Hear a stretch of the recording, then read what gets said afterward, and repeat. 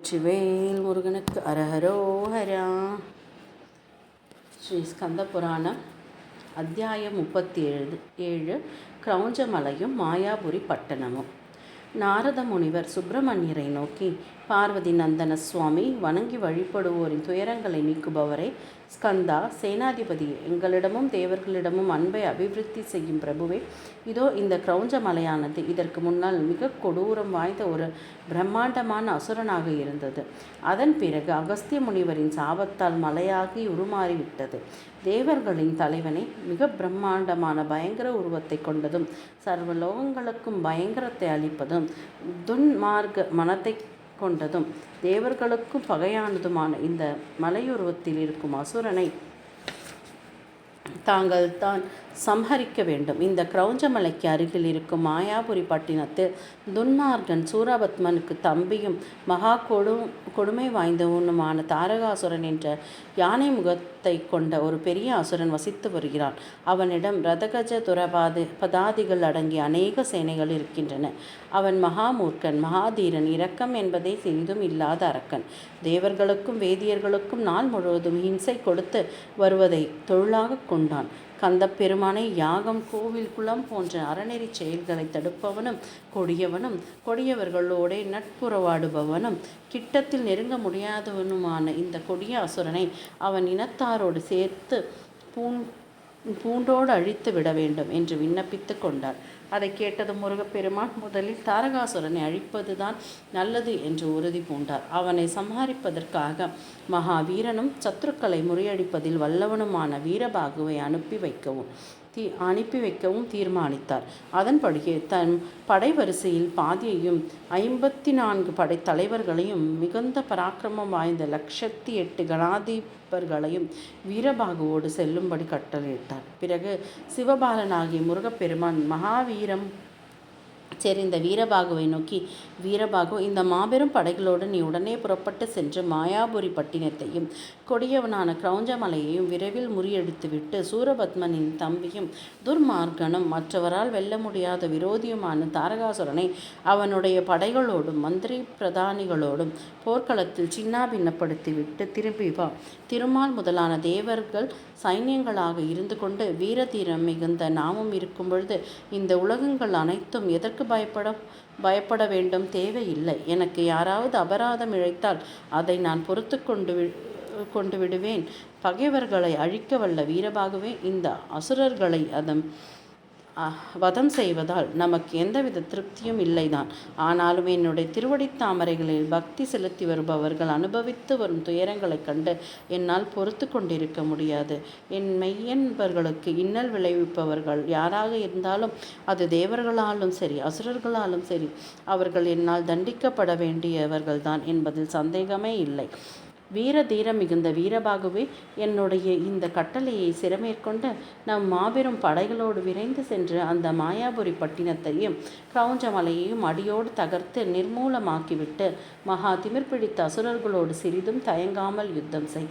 உனக்கு பின்னாலேயே படைகளோடு நானும் சீக்கிரமாக வந்து சேர்கிறேன் என்று கூறினார். அதன்படியே வீரபாகுவும் அங்கிருந்து படை வீரர்களோடு புறப்பட்டு செல்ல அவனுக்கு பின்னாலேயே முருகப்பெருமானும் மெல்லச் சென்றார். அதை கண்டவுடன் தேவர்களின் மனதில் இது காரும் குடிகொண்டிருந்த பயமெல்லாம் அடியோடு நீங்கி அதற்கு மாறாக அவர்கள் உள்ளத்தில் மகிழ்ச்சியும் உற்சாகமும் பொங்கியது. அதே சமயத்தில் அசுரர்கள் வாழ்ந்து வந்த பட்டினங்கள் எல்லாம் அழிவிற்கு அறிகுறியான மகா கோரமான அபசகுணங்கள் அடிக்கடி தோன்றலாயின. வானவீதியில் உள்ள மேகங்கள் மிகுந்த நெருக்கமான கூட்டங்களாக திரண்டு வந்து கழுதை கத்துவது போல் கர்ஜித்து இரத்த மழையை பொழிந்து தள்ளியது. அசுர பெருமக்களின் மாளிகை உபகரிகையிலிருந்து கோபுரங்கள் இடிந்து விழுந்தன. பூமியை சுமந்து கொண்டிருக்கும் அனந்தன் என்கின்ற பாம்பினுடைய படமான நாட்டியசாலை மீது பூமியானது மகிழ்ச்சி பெருக்கோடு நாட்டியம் ஆடியதால் பூகம்பம் உண்டாயிற்று. உலகத்தில் ஒருவரும் அறியாத வண்ணம் சேரிகள், கிராமங்கள், பட்டினங்கள் ஆகியவற்றில் தீப்பொறி பறக்கும் காற்று சுழன்று அடித்தது. அதனால் ஏற்பட்ட பிரம்மாண்டமான தீப்பொறிகளினால் சகல திக்குகளிலும் விரைவில் நாசமாகிவிட்டது. மேகங்கள் காற்றினால் குவியப்பட்டு மண் மாறி பொழிந்தன.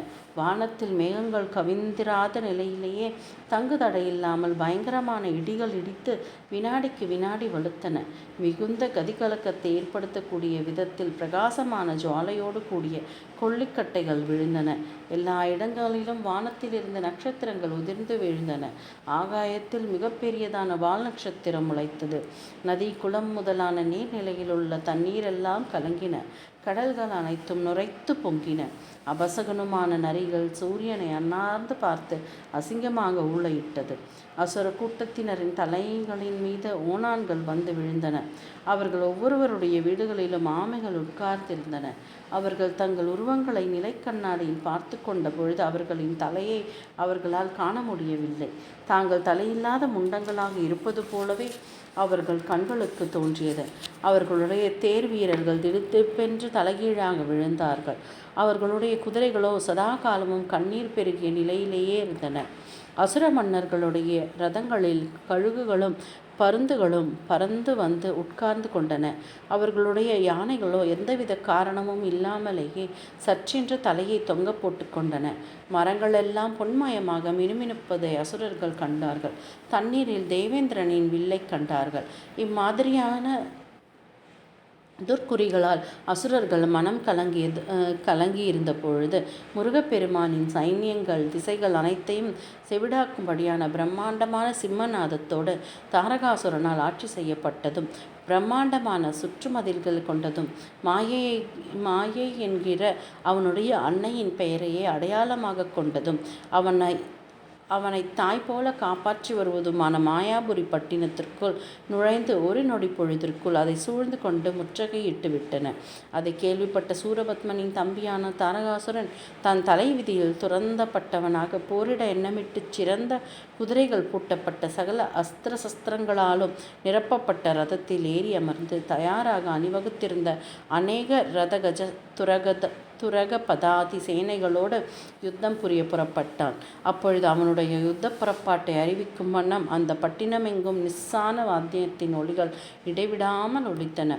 அந்த சப்தத்தை கேட்டு போரிட விரும்பிய அசுரர்கள் அனைவரும் திரண்டு வந்து குவிந்தார்கள். அசுர சேனைகள் அனைத்தும் பட்டினத்தின் 4 கோட்டை வாசற்படிகள் வழியாகவும் வெளியே வந்து விளக்கு பூச்சிகள் நெருப்பில் தானாகவே வந்து விழுவது போல் தேவ சேனைகளின் மீது வந்து விழுந்தன.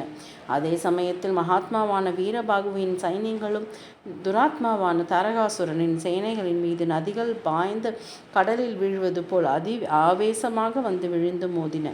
பிரளய காலத்தில் கீழ்கடலிலும் மேல்கடலிலும் கரையில்லாமல் ஒன்று சேருவது போல அசுரசேனை தேவசேனை விரண்டும் ஒரு நொடி பொழுதிற்குள் ஒன்றோடொன்று கலந்து ஆரவாரம் செய்தன.